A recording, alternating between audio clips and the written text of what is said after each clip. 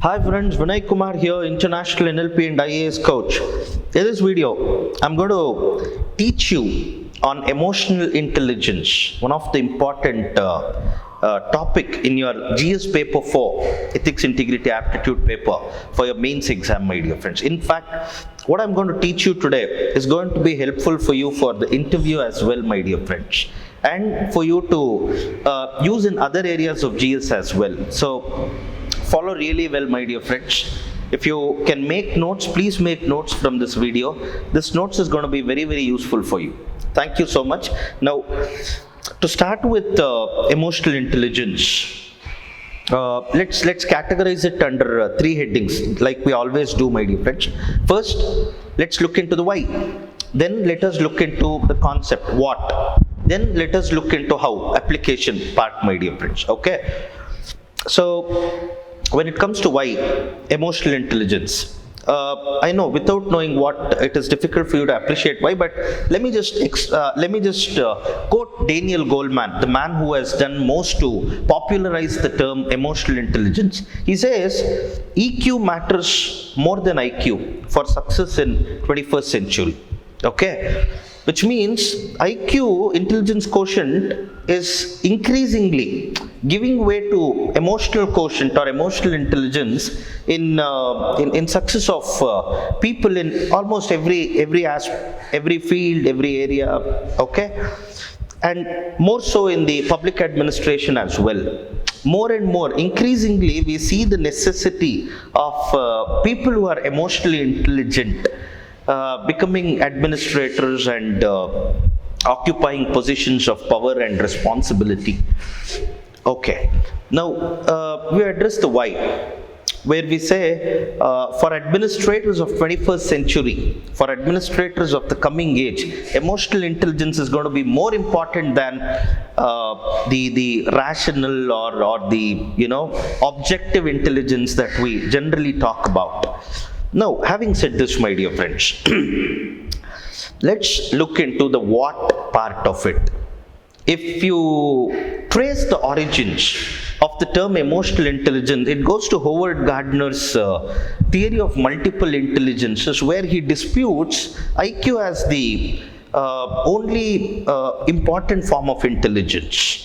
And he talks about kinesthetic intelligence, intrapersonal intelligence, interpersonal intelligence, and all this, my dear friends.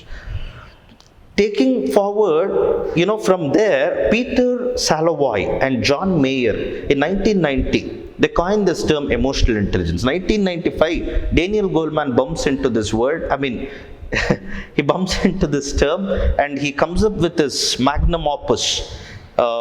Emotional intelligence, why it matters more than IQ, something like that. The book is. Now, in this book, he goes into the details of emotional intelligence, which has today become one of the most important, word in the field of self-help, in the field of public administration, in the field of everywhere, business management, everywhere, my dear friends. Okay. Now.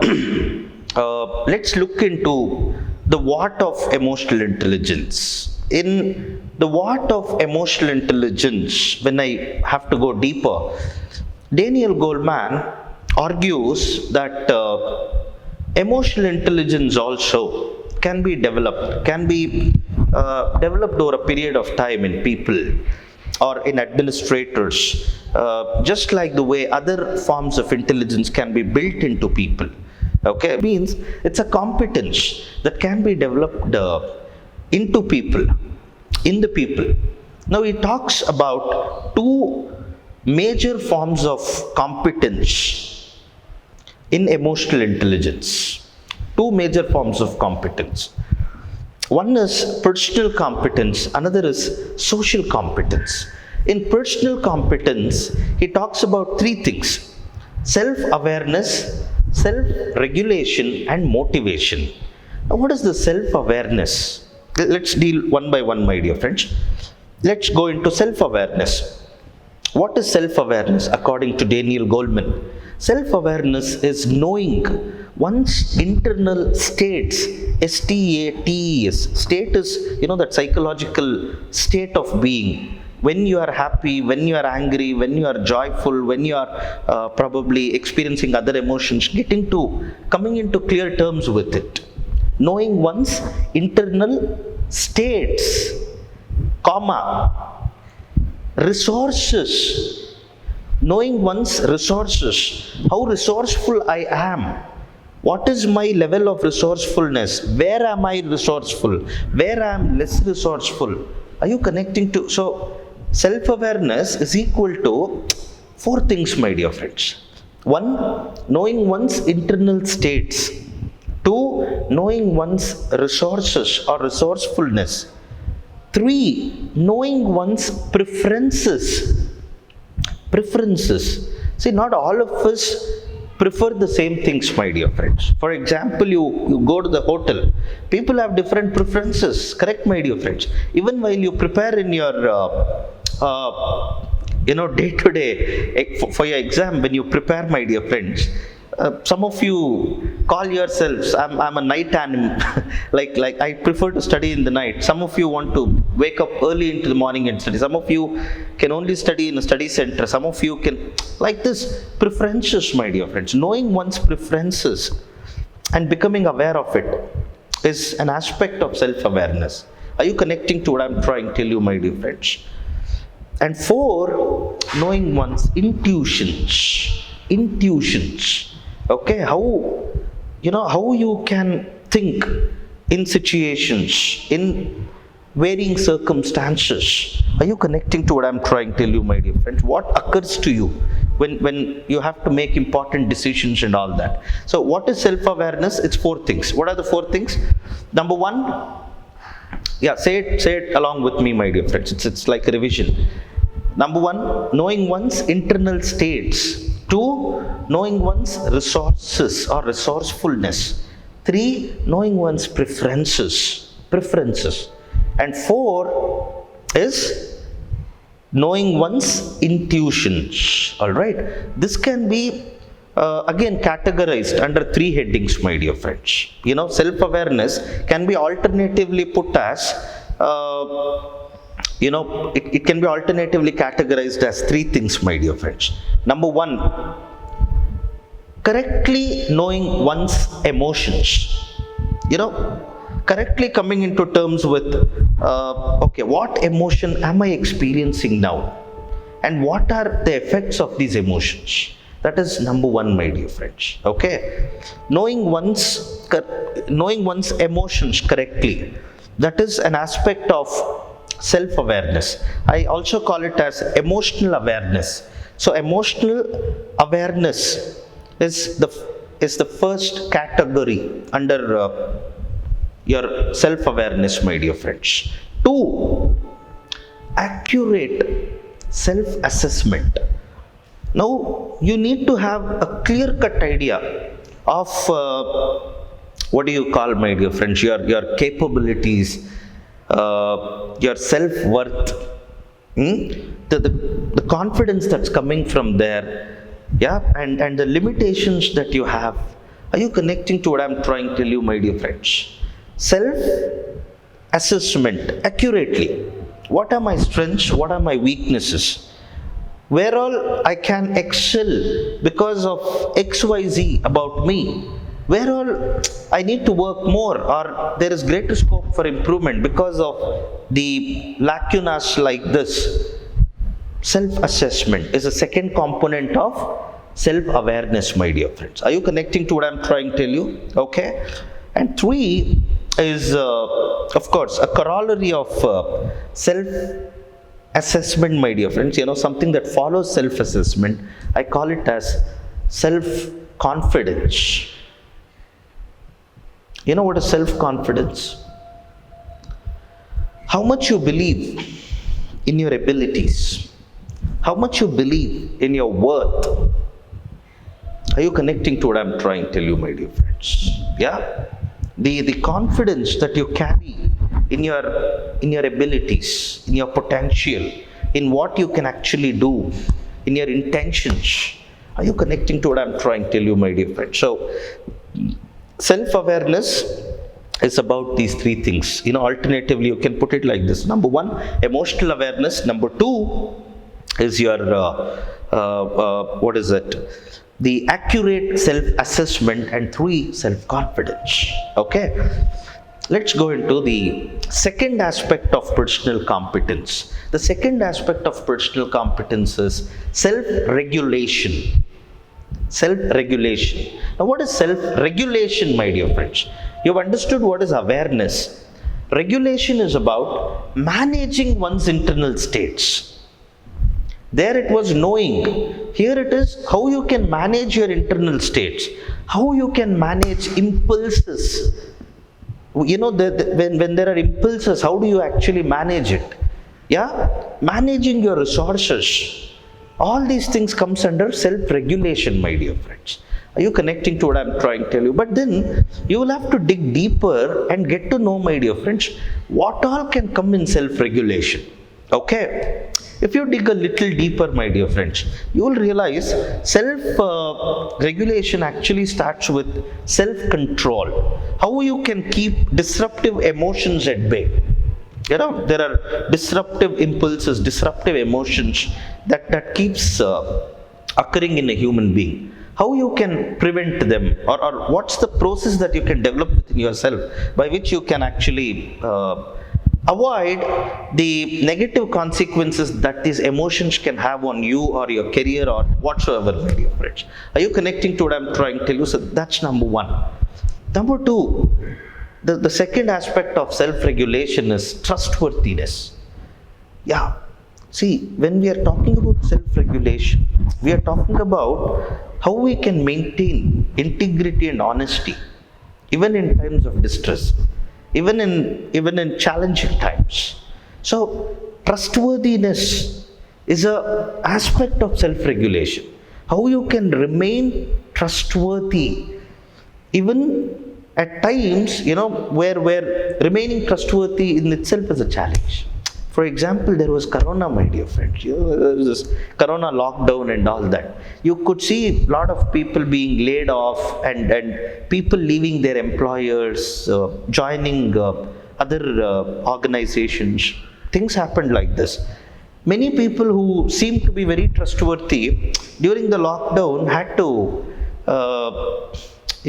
deviate from whatever they had stated or whatever they had promised and all that, my dear friends. Okay, so there is where you have to regulate yourself, my dear friends. Are you connecting to what I'm trying to tell you? See, over a table when you're having coffee with someone, everything seems so good, my dear friends. Okay, if you want to come into clear terms with someone's character, it is in the times of distress that you will exactly come into terms with. Are you connecting to what I'm trying to tell you, my dear friends? And that's where self-regulation comes in. Yeah, it's important to remain principle-centered. It's important to remain aligned with right values, true values in the times of distress. So it's an aspect of self-regulation. Are you connecting to what I'm trying to tell you, my dear friends? So first thing is self-control, how you can keep disruptive emotions at bay. Two is trustworthiness. Now what else do you think, my dear friends, can be, what else do you think can be part of self-regulation? Conscientiousness. Yeah. One has to own up responsibility of one's performance. Yeah, one has to own up,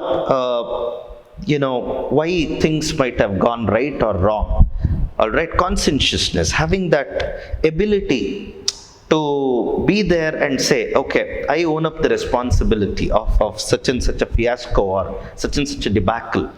Okay, that is conscientiousness. Most people are only ready to lift the trophy when you win. How many people can stand by you and say, see, I am equally responsible in your failure. I am shoulder to shoulder with you in this failure. Being your friend, being your teacher, or being your parent, or being your whosoever in life. I have not been enough in helping you achieve what you wanted to achieve. How many people can actually say that? I mean, if you are someone who can regulate your emotions or regulate yourself in such a way that you can be there when the team fails, or when someone who is very close to you in your life, whose success or growth matters to you in life, when you can actually do it, you're regulating your emotions well. You're an emotionally intelligent person. You can self-regulate. It's an important aspect. Okay.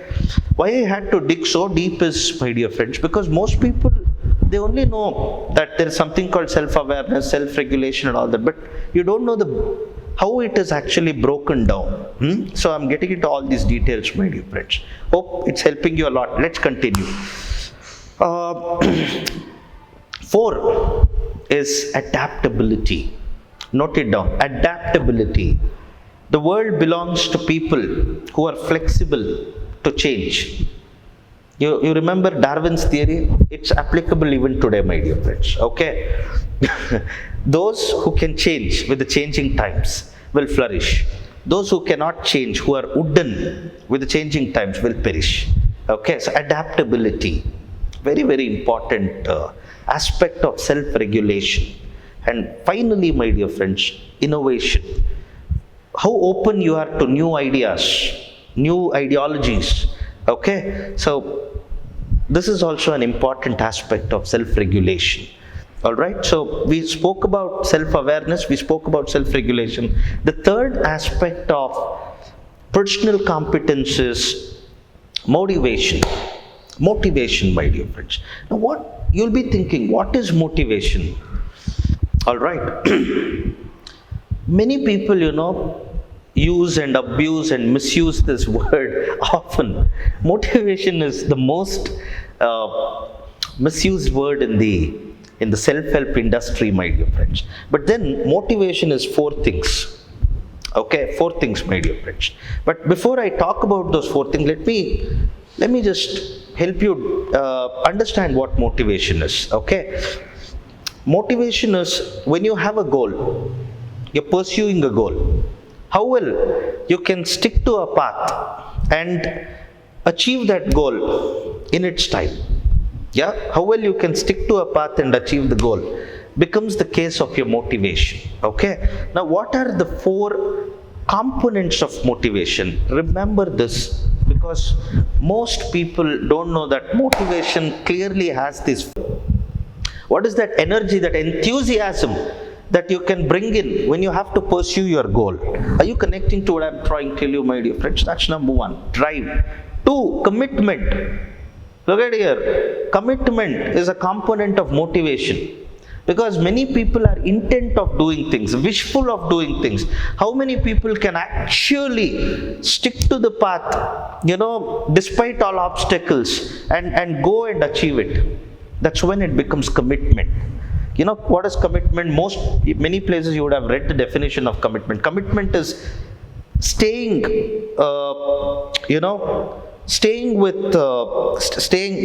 loyal, faithful to one's goal, and pursuing it. Much later, the absence of feeling that was there when you first created that goal. Did I reach you, my dear friend? Did I connect that to you? What I'm trying to tell you, in euphoria, we all create big goals. But how many of us can actually stay the course and achieve the goal? Are you connecting to what I'm trying to tell you, my dear friends? It requires tremendous level of patience. It requires tremendous level of commitment to be able to do that. So, commitment is an aspect of motivation, my dear friends. Please do remember this, okay? All right, only committed people, can stay the course, and that commitment in itself is a component of motivation, my dear friends, okay? And 3 is initiative. Yeah, see, people who are motivated, they don't wait for someone else to do things for them. They take the initiative. They get into actions. They take the right steps. They do what needs to be done. Are you connect? Initiative. That is the third component of motivation. And what is the fourth component of motivation, my dear friends? Optimism. When the going gets tough, the tough gets going. See, every aspect of your life, you may sometimes feel is working against you. All tides are against you, my dear friends. Okay? You still feel, hey, I can still keep going and I will achieve my goal. Motivation. So motivation is about four things. What are the four things, my dear friends? Number one, drive. Number two, commitment. Number three, initiative. And number four, optimism. All right? Remember this, my dear friends. So from now on, don't use the word motivation, liberally, my dear friends. Only when you see in a person all these four things, when he has the drive, the necessary passion, energy, enthusiasm, when you see in him the commitment, someone who is there, in this fight to finish, someone who is on a mission mode. Okay. Number three, initiative. If he doesn't wait for anyone to take, he makes things happen. And four, optimism. Even when there are setbacks, or failures in the process, he is able to stay the course and achieve it till the last. Achieve it at any cost. Then such a person is actually motivated, my dear friends. Are you connecting to what I'm trying to tell you? Superb. So this is about the personal competence, my dear friends, that Daniel Goleman talks about. Let's get into more understanding of social competence. What is social competence? Under social competence, he talks about two things. One is empathy, another is social skills. What is empathy, my dear friends? Stephen R. Covey, in his magnum opus, 7 Habits of Highly Effective People, talks about habit 5, I think, my dear friends, where he says, first seek to understand, then to be understood. Okay? Most of us would just want to put our points across. How many of us can actually get into the boots of someone else whose grievances, whose feelings we are trying to understand and look at things from there? That's called empathy, my dear friends. Okay? Empathy is when you are able to get into someone else's position, the life position or a life situation, and look at things from his or her perspective. That becomes a case of empathy. Okay? And empathy, as you know, my dear friends, is quoted by many as one of the most critical ingredient for aspiring administrators. Because a citizen has to be understood from his needs, his aspirations, his grievances. Officers cannot work keeping their desires and their, aspirations into, okay? So empathy is a very widely spoken about term, self-help term in the recent times, my dear friends. Now, having said that, can we break down empathy further? If we have to break down empathy further, it's about 4 things, my dear friends. Number 1, understanding others. When you're able to listen, my dear friends, not with an intent to reply, but to understand. You are understanding them properly. Understanding others is about listening fully, listening for what they mean, not what you want to hear, what they mean. Listening fully, listening to not just the words, but to the feelings. Are you connecting to what I'm trying to tell you, my dear friend? Not just the words, but if you are able to listen to the feelings of someone who is sharing something with you, then you are actually understanding others. But empathy doesn't stop there. Empathy gets into the territory of developing others. That is the second component under empathy. If you just understand and leave it there, you're not doing much. It's good, because not many would give that psychological air. No, in a fast-paced civilization that we are living right now today, it's difficult to find people who can sit and listen to you patiently. But then listening, even though is very good, is not enough. Someone who listens will have to develop you, or you if you are listening to someone, it's important that after listening to their grievances, listening to their needs, aspirations, feelings, there is an element of response that you will have to generate by which they're able to move from wherever they are to the next level of their life. Are you connecting to? Then that's when you are developing them.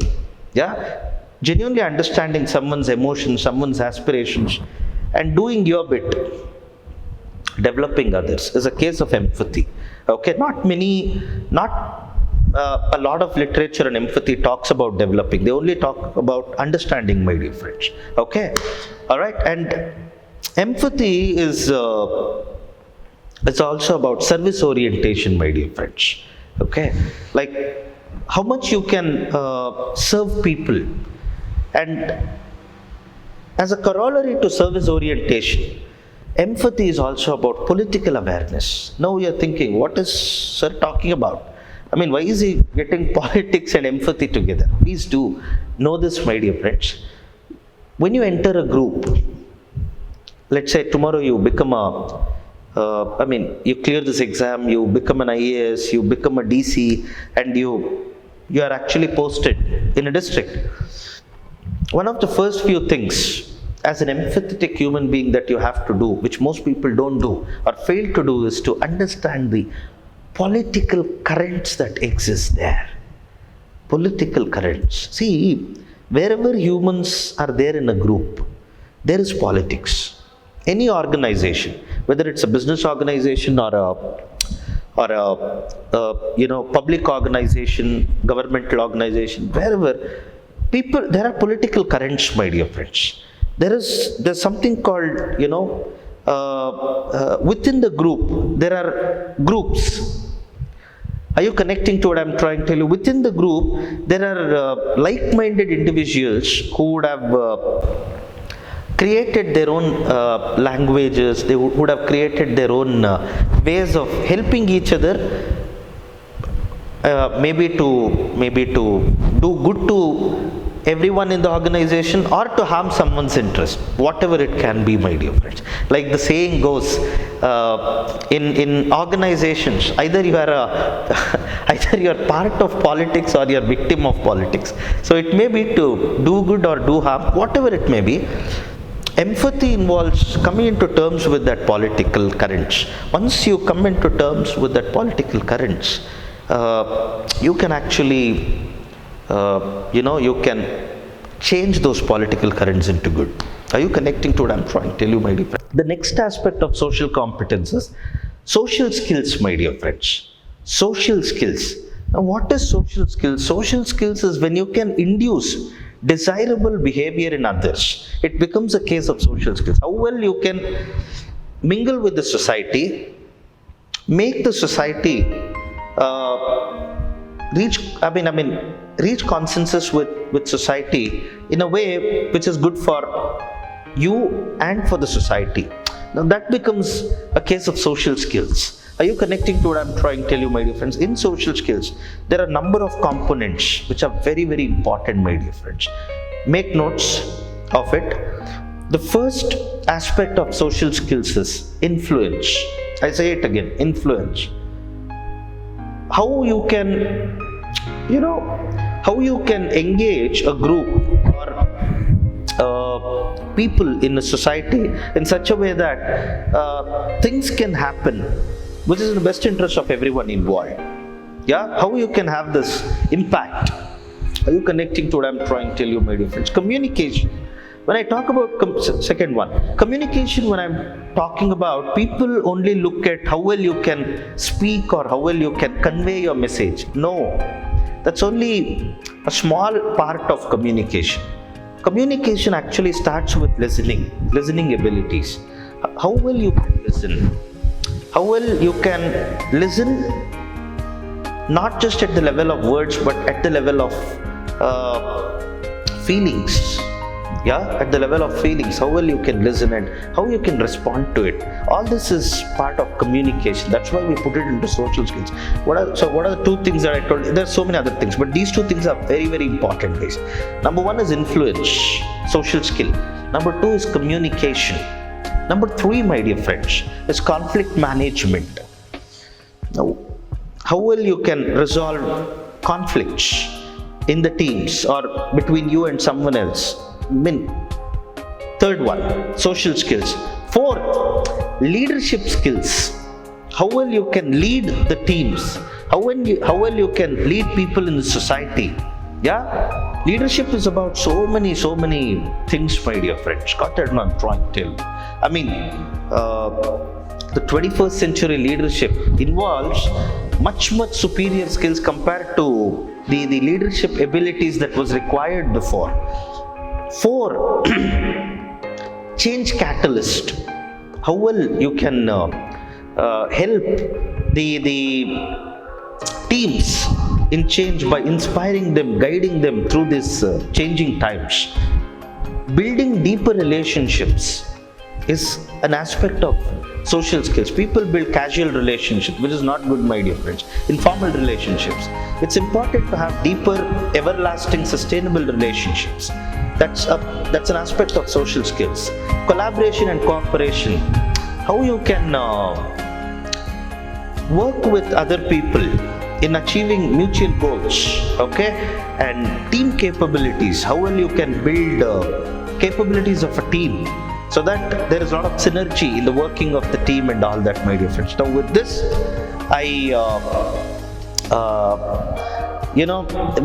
I complete the what of emotional intelligence, my dear friends. Okay, so coming to the how of emotional intelligence, that's a different guidance altogether. I'm an NLP coach.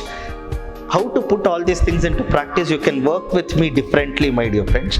But for your exam, if you can break down the emotional intelligence into the points that I have mentioned right now, and if you can present it really well, structure it properly and present it, my dear friends, with relevant examples, I'm telling you, you'll get very good score in paper 4, my dear friends. And emotional intelligence is any day an important area, so study it really well. It will be used in a case study also. Okay?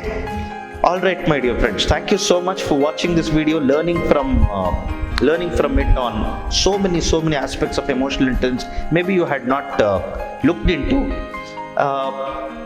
In my subsequent videos, I'm going to deal with the case study part of subsequent videos on emotional intelligence. I'm going to deal with how in case study we can use this information.